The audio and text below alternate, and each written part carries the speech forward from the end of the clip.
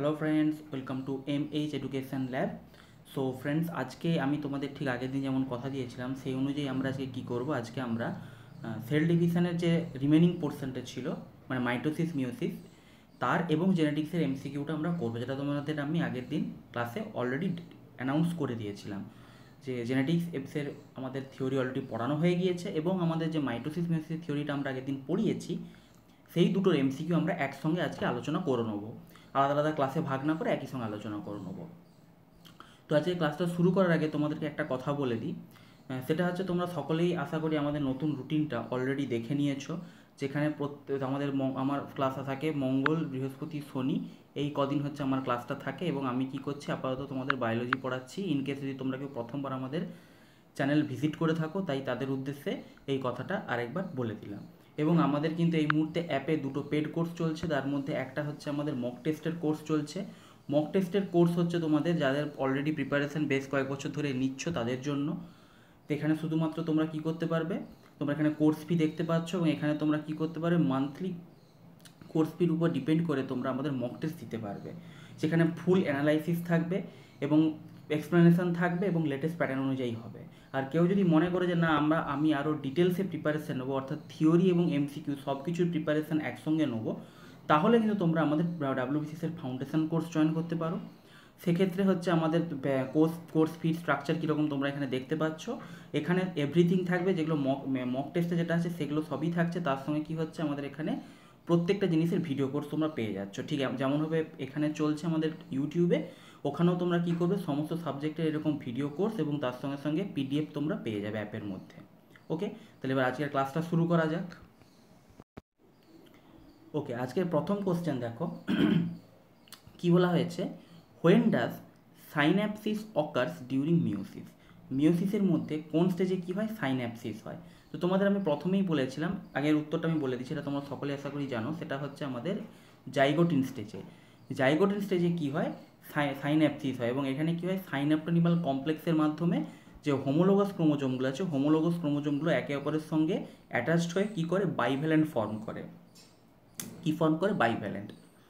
তো তোমাদের আমি আগের দিন পড়ানোর সময় বলেছিলাম যে দেখবে মিওসিসের ক্ষেত্রে maximum question, most of the question কোথা থেকে আসে, মোস্ট অফ দ্য কোশ্চেন আসে তোমার হচ্ছে আমাদের যে প্রোফেজ 1 স্টেজ আছে, প্রোফেন 1 স্টেজ, তার যে বিভিন্ন সাবস্টেজগুলো আছে, leptotene, zygotene, pachytene, diplotene, diakinesis, এই যে 5টা স্টেজ আছে সাব স্টেজ, সেইখান থেকে কোশ্চেন আসে। তোমরা আজকে কোশ্চেনটা করতে গেলেই দেখতে পাবে যে মিওসিস থেকে মূলত কোশ্চেন কিন্তু এই চ্যাপ্টারগুলো থেকেই আসে।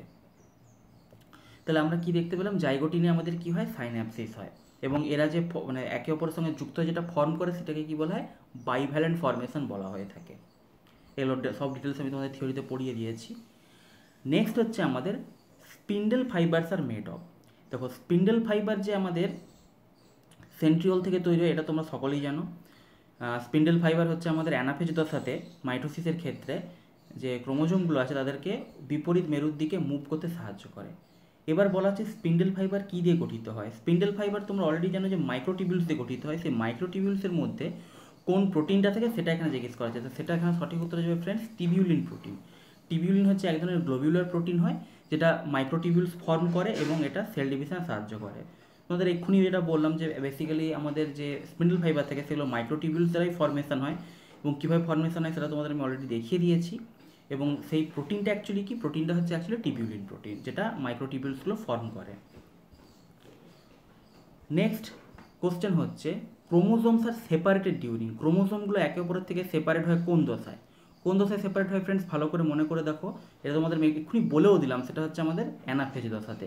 অ্যানাফেজ হচ্ছে কি, সেল ডিভিশনের থার্ড স্টেজ, মাইটোসিসের যে হয়ে থাকে তার থার্ড স্টেজ হচ্ছে anaphase, prophase, metaphase, anaphase, telophase.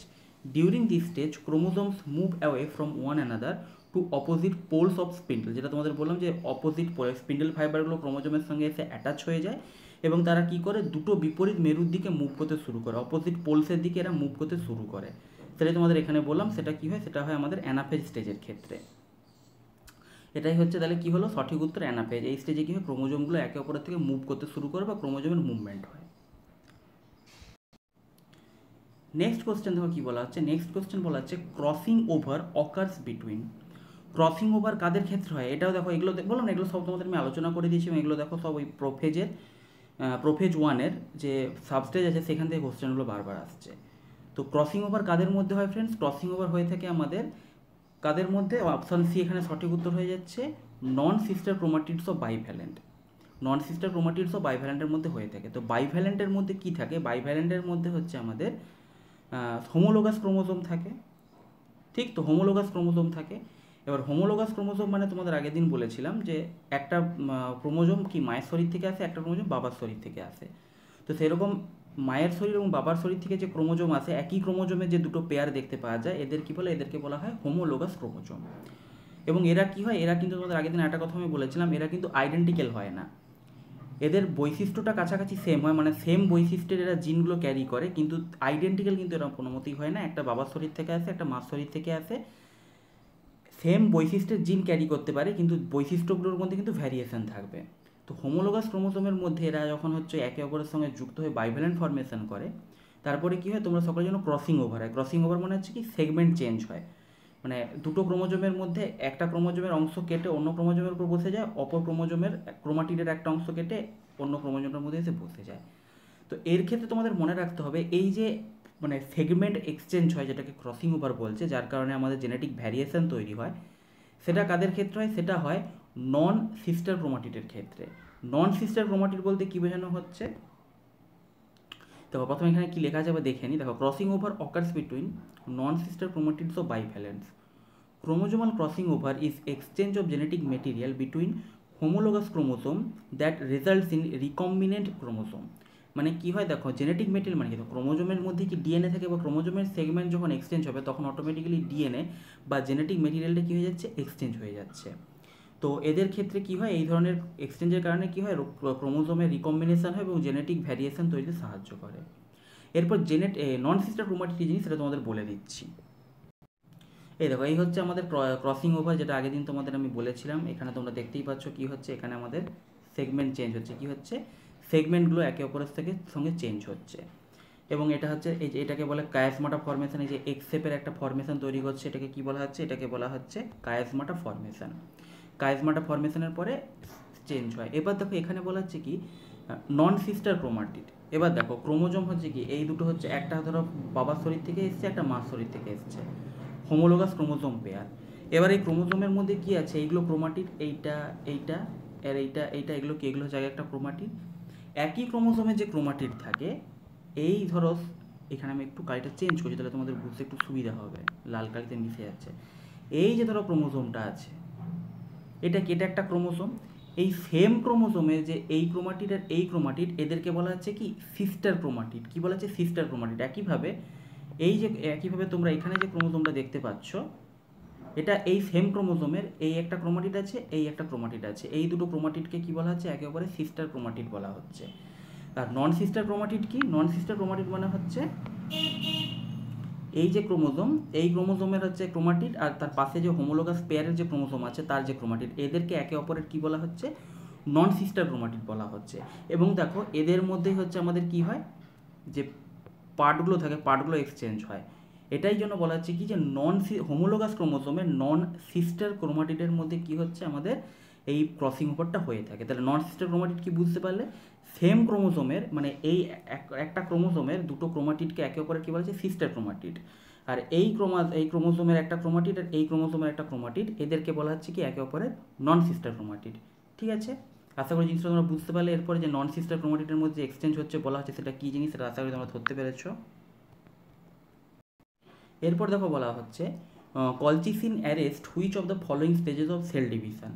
তো এটা তোমাদের আমি বলিনি, এখানে আমি বলে দিচ্ছি। কলচিসিন হচ্ছে কি? দেখো, বিভিন্ন মানে কি বলবো, মিউটাজেন টাইপের জিনিস থাকে। এরা অনেক সময় কি করে? এরা অনেক সময় সেল ডিভিশনে বাধা প্রদান করে, বা সেল ডিভিশনকে বা সেল সাইকেলকে কী করে? অ্যারেস্ট করে। তো সেই রকমই একটা হচ্ছে কি? কলচিসিন। কলচিসিন কী করে? কলচিসিন হচ্ছে আমাদের এক ধরনের, দেখো, অ্যালকালয়েড, এবং এটা কি করে? এটা হচ্ছে বিভিন্ন ধরনের যে অ্যাটাক হয়ে থাকে, গাউটের অ্যাটাক হয়ে থাকে, সেটাকে আটকাতে সাহায্য করে। এবং এরা কি করে? মেটাফেজ দশাতে আমাদের সেল ডিভিশনকে অ্যারেস্ট করে। এটা সম্বন্ধে বেশি কিছু জানার দরকার নেই, শুধু এইটুকু জেনে রাখো যে কলচিসিন কী করে? মেটাফেজ দশাতে আমাদের সেল ডিভিশনকে অ্যারেস্ট করে বা প্রতিরোধ করে বা আটকে দেয়। নেক্সট হচ্ছে cell plate is laid during. Cell plate কখন তৈরি হয়? সেল প্লেট তৈরি হয় আমাদের কখন? সাইটোকাইনেসিসের ক্ষেত্রে। কোন ক্ষেত্রে? সাইটোকাইনেসিসের ক্ষেত্রে, এবং সেটা আবার কার ক্ষেত্রে হয়, সেটা হচ্ছে আমাদের প্ল্যান্ট সেলের ক্ষেত্রে হয়। অ্যানিম্যাল সেলের ক্ষেত্রে কী হয়, ফারো ফর্মেশন হয় যখন সাইটোকাইনেসিস হয় বা সাইটোপ্লাজমটা বিভাজিত হয়। প্ল্যান্ট সেলের ক্ষেত্রে কী হয়, আমাদের ওই যে কোষটা ধরো দুটো ভাগে ভাগ হলো, তার মাঝখানে কী হয়, কিছু পদার্থ এসে জমে গিয়ে একটা সেল প্লেট ফর্মেশন করে, এবং সেল প্লেটের দুপাশে দুটো আলাদা আলাদা নতুন নতুন কোষ তৈরি হয়। ঠিক আছে, তাহলে মনে রাখবে সাইটোকাইনেসিস হয় সাইটোকাইনেসিস হয় সেল প্লেট ফর্মেশনের মাধ্যমে প্ল্যান্ট সেলে। নেক্সট হচ্ছে crossing over occurs during. Crossing over কোন স্টেজে হয়ে থাকে, এগেন খুব ইজি কোশ্চেন কিন্তু খুব ইম্পর্টেন্ট কোশ্চেন, পরীক্ষা অনেকবার দিয়েছে। সেটা হয়ে থাকে ফ্রেন্ডস আমাদের প্যাকিটিন দশাতে। প্যাকিটিন হচ্ছে আমাদের কি থার্ড স্টেজ। মিওসিসের ক্ষেত্রে প্রোফেজ 1-এর থার্ড সাবস্টেজ হচ্ছে প্যাকিটিন।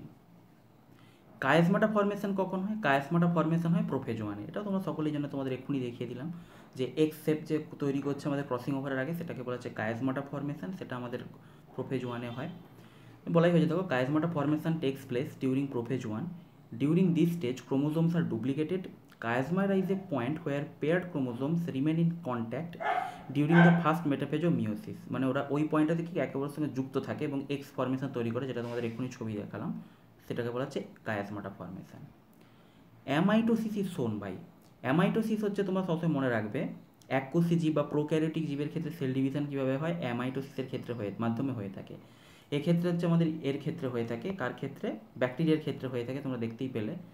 দেখো কী বলা হচ্ছে, amitosis shown by bacteria. Amitosis is a simple method of cell division which occurs without the formation of spindles and the appearance of chromosome. মানে এক্ষেত্রে ক্রোমোজোম আলাদা করে সুসজ্জিত হয় না, কোনো রকম কোনো স্পিন্ডেল ফাইবার ফরমেশন হয় না, জাস্ট প্লেন, দেখো এখানে ছবি দেখতে পাচ্ছ, সিম্পল একদম এসে ভাগ হয়ে যাচ্ছে, আর কিছুই না।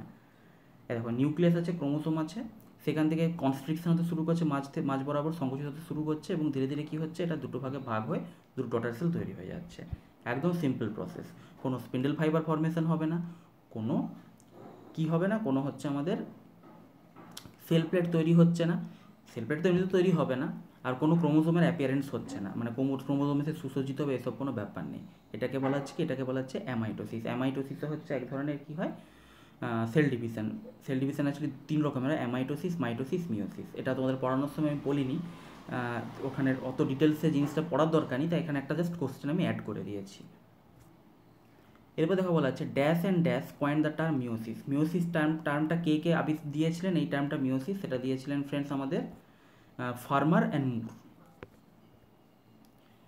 Synapsis is defined as pairing of. Synapsis কী জিনিস, সাইন্যাপসিস হচ্ছে যে পেয়ারিং হয়, সেটাকে কী বলা হয়, সেটা হচ্ছে আমাদের হোমোলোগাস ক্রোমোজোম। হোমোলোগাস ক্রোমোজোমের মধ্যে যে পেয়ারিং হয় সেটাকে বলে সাইন্যাপসিস, যেটা প্রথমেই বললাম, যেখানে সাইন্যাপ্টোনিমাল কমপ্লেক্স তৈরির মাধ্যমে এরা অপরের সঙ্গে যুক্ত হয় এবং যুক্ত হয়ে কী করে, বাইভ্যালেন্ট ফর্মেশন করে। ওকে, তো আজকের কোশ্চেন এখানে, সেল ডিভিশনের কোশ্চেনগুলো এখানে শেষ হয়ে গেলো। এরপর আমি তোমাদের সঙ্গে কী করবো, জেনেটিক্সের কোশ্চেনগুলো আলোচনা করবো। জেনেটিক্সের কোশ্চেনগুলো দেখো, বলা হচ্ছে which one of the following is not a genetic disorder. Genetic disorder এগুলোর মধ্যে কোনটা নয়, তো এগুলোর মধ্যে জেনেটিক ডিসঅর্ডার নয় ফ্রেন্ডস, কোনটা, অপশান ডি জেরপ্থ্যালমিয়া। বাকি কালার ব্লাইন্ডনেস আমাদের জেনেটিক ডিসঅর্ডার। ডাউন সিনড্রোম তোমরা জানো ট্রাইজোমির কারণে হয়ে থাকে, 21 নম্বর ক্রোমোজোমের ট্রাইজোমির কারণে হয়ে থাকে ডাউন সিনড্রোম। হিমোফিলিয়া হচ্ছে রয়্যাল হিমোফিলিয়া বলো বা হিমোফিলিয়া এ বলো, সবগুলোই কী হচ্ছে, সবগুলোই আমাদের জেনেটিক ডিসঅর্ডার হয়ে থাকে। একমাত্র জেরপ্থ্যালমিয়া কি, জেরপ্থ্যালমিয়া হচ্ছে জাস্ট এমনি ভিটামিন এর ডেফিসিয়েন্সির কারণে হয়ে থাকে এক ধরনের রোগ, এটা কোনো রকম কোনো জেনেটিক ডিসঅর্ডার নয়। ওকে, নেক্সট কোশ্চেন হচ্ছে which one of the following genetic disease is sex linked. তো এরা তোমরা সকলেই জানো যে সমস্ত জেনেটিক ডিসঅর্ডার আমাদের অটোজোম, মানে দেহের যে ক্রোমোজোম থাকে 1 থেকে 22 নম্বর অবধি যে ক্রোমোজোম থাকে সেইগুলোর কারণে হয়ে থাকে, সেগুলোকে বলা হয় কি অটোসোমাল ডিজিজ। আর যেগুলো হচ্ছে সেক্স ক্রোমোজোম, মানে এক্স ক্রোমোজোম এবং ওয়াই ক্রোমোজোমের সঙ্গে যুক্ত থাকে বা তাদের কোনো কারণে হয়ে থাকে, তাদেরকে বলা হয় সেক্স লিঙ্কড ক্রোমোজোম। তো এখানে সেটাই বলা হয়েছে যে নিম্নলিখিতগুলোর মধ্যে সেক্স লিঙ্কড ক্রোমোজোম কোনটা, সেটা হচ্ছে রয়্যাল হিমোফিলিয়া। দেখো এক্স লিঙ্কের যে ক্রোমোজোম থাকে এদেরকে বলা হয় কি, এদের মধ্যে পড়ছে হিমোফিলিয়া এবং কালার ব্লাইন্ডনেস।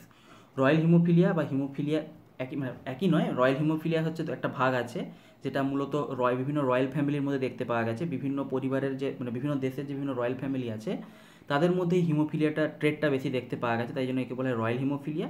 এছাড়া আছে হিমোফিলিয়া এ আছে। রয়্যাল হিমোফিলিয়া হচ্ছে মূলত কোনটা, রয়্যাল হিমোফিলিয়া হচ্ছে মূলত হিমোফিলিয়া বি, যেটা সেটাকে বলা হয় রয়্যাল হিমোফিলিয়া। আর ওয়াই লিঙ্কেজ যে ডিজিজ থাকে, ওয়াই লিঙ্কেজ ডিজিজকে বলা হয় কি হাইপারট্রিকোসিস, মানে কানের লতিতে বেশি চুল। আমি এবার লিখে দিচ্ছিলাম, তোমরা টার্মটা মনে রাখতে পারবে না। এটাকে কি বলা হচ্ছে? এটাকে বলা হচ্ছে হাইপারট্রিকোসিস।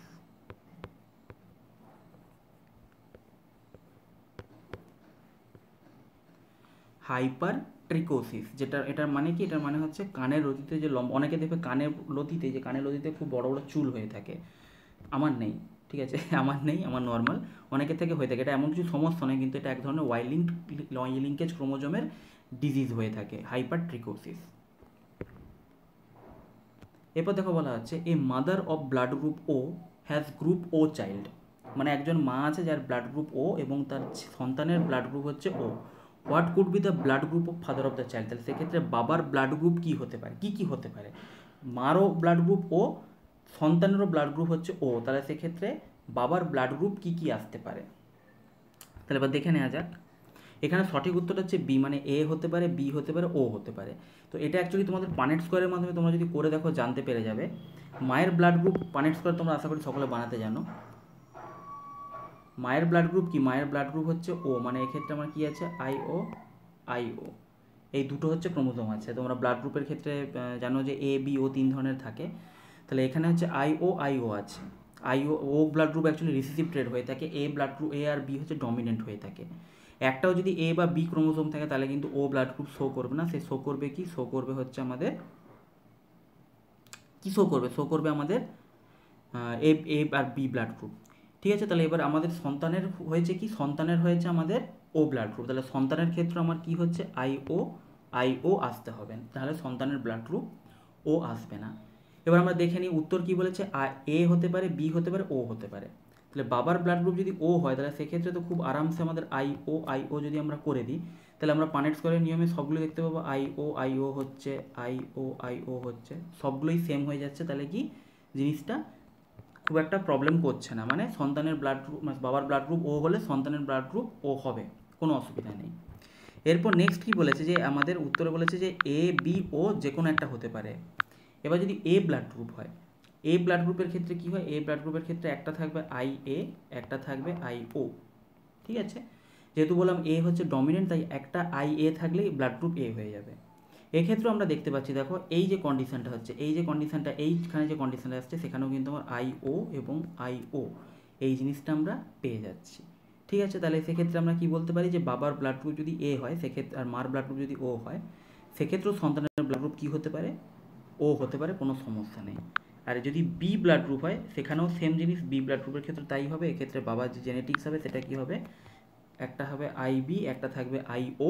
সেক্ষেত্রেও আমাদের এই কেসটাতে কি হবে? আমরা আইও পেয়ে যাব, অর্থাৎ সন্তানের ব্লাড গ্রুপ কিন্তু ও হয়ে যাবে। তাহলে এখানে আমাদের সঠিক উত্তর কি? বি, মানে বাবার ব্লাড গ্রুপ এ হতে পারে, বি হতে পারে, ও হতে পারে। পজিটিভ নেগেটিভটা এখানে ম্যাটার করছে না, এগুলোর মধ্যে যে কোনো একটা হলেই সন্তানের ব্লাড গ্রুপ ও হবে।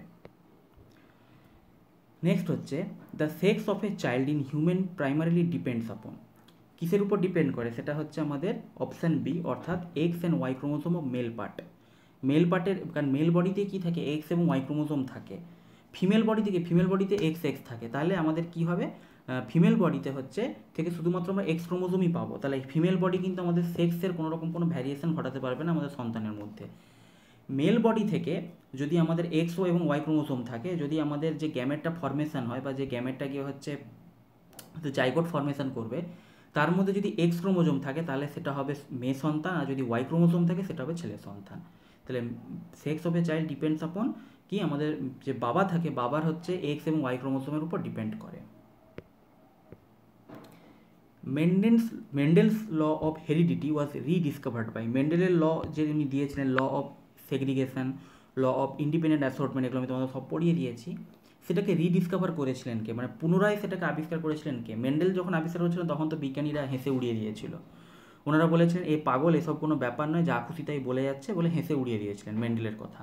মেন্ডেলের কথা কেউ শোনেনি, মানে বুঝতে পারছো ফাদার অফ জেনেটিক্স যাকে এখন বলা হচ্ছে, তিনি তার জীবদ্দশায় এগুলো কিছুই দেখে যেতে পারেননি। তিনি যখন প্রথম এই লগুলো দিয়েছিলেন সবাই হেসে উড়িয়ে দিয়েছিল। পরবর্তী ক্ষেত্রে অন্যান্য সায়েন্টিস্টরা যখন সায়েন্স আরও, আমাদের বায়োসায়েন্স যখন আস্তে আস্তে আরও ডেভেলপ করলো, তখন অন্যান্য সায়েন্টিস্টরা এই লগুলো রিডিসকভার করলেন। ওনার যে নোটস ছিল সেখান থেকে ওনারা পড়ে বুঝতে পারলেন না স্যার মেন্ডেল যেগুলো বলেছেন সেগুলো সবই সত্যি। তো এরকমভাবে রিডিসকভার করেছিলেন কি ওনার লটা রিডিসকভার করেছিলেন অপশান সেটা হচ্ছে ডি ভ্রিস কোরেন্স অ্যান্ড সেরমার্ক। ঠিক আছে, ডি ভ্রিস কোরেন এবং সেরমার্ক এরা কি করেছিলেন, এরা হচ্ছে এই লটাকে রিডিসকভার করেছিলেন। RNA of retrovirus can produce DNA by, retrovirus কথার অর্থই হচ্ছে RNA ভাইরাস। এখানে আলাদা করে এখানে যে জন্য বলে দিয়েছে RNA of retrovirus, তো মনে রাখবে রেট্রোভাইরাস মানে RNA ভাইরাস। কি বলা হচ্ছে, RNA of retrovirus can produce DNA by, RNA থেকে DNA তৈরি হচ্ছে। এখানে তাহলে একটা জিনিস তোমরা খুব ভালো করে বুঝতে পারো, DNA থেকে RNA তৈরি হয় কোন প্রসেসের মাধ্যমে, ট্রান্সক্রিপশনের মাধ্যমে। এটা তোমাদের সেন্ট্রাল ডগমা পড়ানোর সময় বলেছিলাম যে ট্রান্সক্রিপশন এবং ট্রান্সলেশন হয়। তার মধ্যে ট্রান্সক্রিপশনে কি হয়, DNA থেকে RNA তৈরি হয়, ট্রান্সলেশনে RNA থেকে প্রোটিন তৈরি হয়। তো এখানে বলা হচ্ছে কি ঠিক তার উল্টোটা, রিভার্স কন্ডিশন বলা হচ্ছে যে RNA থেকে DNA তৈরি কিসের মাধ্যমে। Easy question, reverse transcriptase.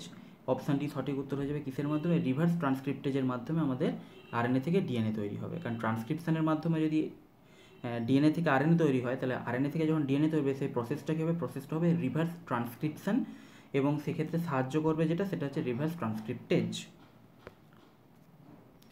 ওয়াইজ R is a test for, ওয়াইজ আর এটা কিসের টেস্ট, সেটা হচ্ছে আমাদের ওয়াইজ আর হচ্ছে এটাকে বলা হচ্ছে কি ওয়াকটিউলার ইন্টেলিজেন্স স্কেল। এটা হচ্ছে চিলড্রেনদের উপর টেস্টটা করা হয়ে থাকে, ইন্টেলিজেন্সি স্কেল তোমরা দেখতেই পাচ্ছ, এটা হচ্ছে কি ওয়াকটিউলার intelligence scale. The enzyme DNA gyrase helps in, DNA gyrase কিসে হেল্প করে থাকে, নিচের কোন প্রসেসের মধ্যে DNA জাইরেজ হেল্প করে থাকে, সেটা হচ্ছে DNA রেপ্লিকেশান। তো DNA রেপ্লিকেশান সম্বন্ধে ডিটেলসে তোমাদের প্রিভিয়াস ইয়ারে কোনো কোশ্চেন নেই, শুধু একটি কোশ্চেনই দিয়েছে WBCS প্রিভিয়াস ইয়ারে, কি এনজাইম। DNA রেপ্লিকেশান প্রসেসটা অ্যাকচুয়ালি মানে প্রসেসটা তোমাদের এখন দেখো সিলেবাসে তো ডিটেলসে কিছু লেখা থাকে না যে প্রসেস আছে কি নেই, প্রসেসটা থেকে কিন্তু কোনো কোশ্চেন আসেনি আজ অবধি প্রিভিয়াস ইয়ারে। এই 20 বছরের কোশ্চেন শুধুমাত্র একটি কোশ্চেন ছিল, সেটা আমি জন্য তুলে দিয়েছি তোমাদের জন্য, একবার বলে দিই। সেটা হচ্ছে এনজাইম সম্বন্ধে লিখে দিয়েছে যে DNA জাইরেজ কিসে হেল্প করে থাকে, সেটা হচ্ছে DNA রেপ্লিকেশানে। এছাড়াও আরও বিভিন্ন এনজাইম আছে, যার মধ্যে একটা ইম্পর্টেন্ট যে এনজাইম হচ্ছে হেলিকেজ। হেলিকেজকে কী করে, ডাবল হেলিক্স যে ফর্মেশন থেকে DNA, মানে ডিএনএর কীরকম যে এরকম প্যাঁচানোর মতো যে স্ট্রাকচারটা থাকে, তোমরা সকলে জানো যেরকম প্যাঁচানোর মতো স্ট্রাকচার থাকে না ডিএনএর একটা ডাবল হেলিক্স, সেইটাকে কী করে যখন হচ্ছে আমাদের DNA রেপ্লিকেশনের প্রয়োজন হয়ে থাকে, DNA রেপ্লিকেশন মানে কি একটা DNA থেকে দুটো নতুন DNA তৈরি হয় DNA রেপ্লিকেশনে।